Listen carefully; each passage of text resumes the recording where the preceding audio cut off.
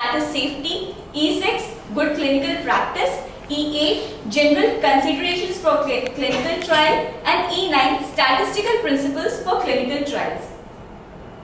Then the key members involved in the clinical data management team are clinical data manager, database administrator, database programmer, clinical data coordinator, and clinical data associate.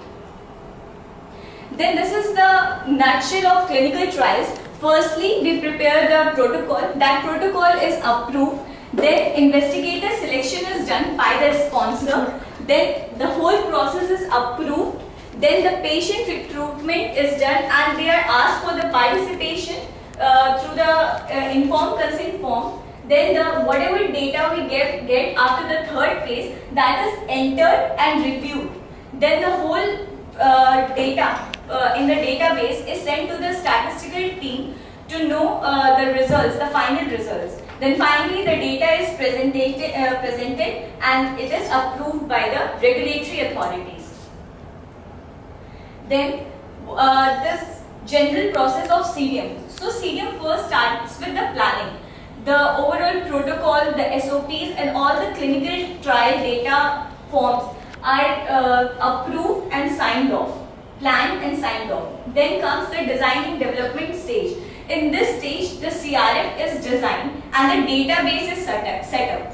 The database is first checked with the dummy data so that we should know that whatever the database we have prepared is in accordance with the ICH guidelines or not. Then comes the data management process. As the data the database is set up, then this management start in which we do the discrepancy management. So discrepancies are the errors. Those are auto-generated or which can be measured. So the auto-generated discrepancies may be in-house resolved by the CDM management people only. But some which are not resolved are sent to the sites as data clarification forms. Then comes the quality assurance.